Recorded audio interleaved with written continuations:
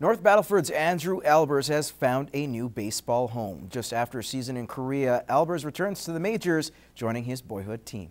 Last week, Albers signed a minor league contract with the Toronto Blue Jays, a deal that he says is fair after a disappointing season with the Hanwha Eagles of the Korean baseball organization that left him a free agent.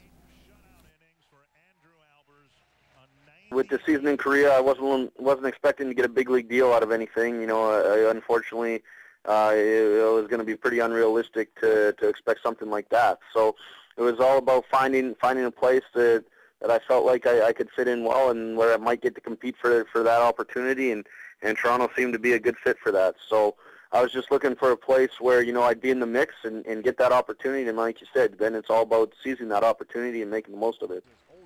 The Blue Jays do have holes with their pitching, in particular the bullpen, so an arm like Albers can be valuable. Albers spent time as a reliever in the minor leagues and is ready for whatever comes his way. For me, it's just about trying to pitch in the big leagues, whether that's as a starter, whether that's as a reliever. To be honest, it doesn't really matter to me. It's just about getting up there and competing at the highest level and getting that opportunity. And again, it really doesn't matter to me if it's as a starter in the bullpen. So when I go down there, we'll see what they feel like is the best fit, and we'll kind of go from there. If they want me to start and try to compete for that fifth spot, I'm certainly open to that. If they want me to try coming out of the bullpen, well, we'll do that. Again, I've had some experience doing both, so hopefully I'm flexible, and hopefully that's something that they like about me as well.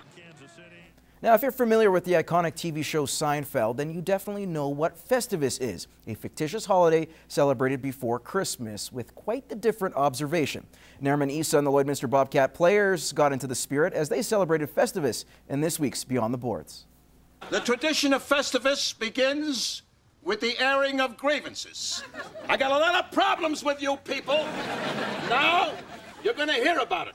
So we're here to air out our grievances. What do you have for me, Springer? You know, plain and simple, I think I'm a pretty tall guy, and I stand next to this guy, and I mean, look at him.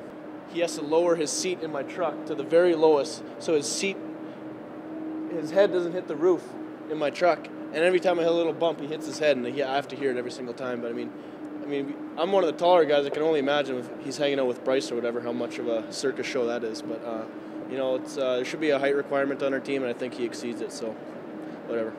I'd say my grievance is probably with number 3, Cole Joseph-Chak.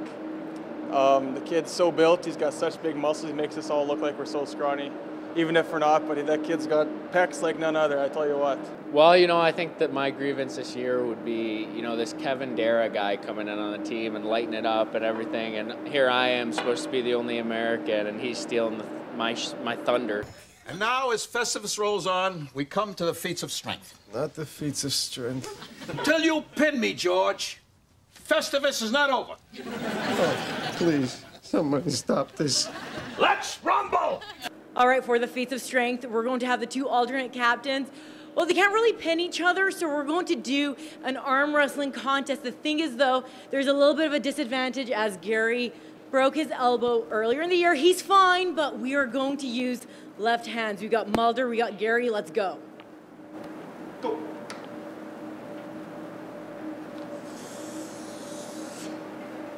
American.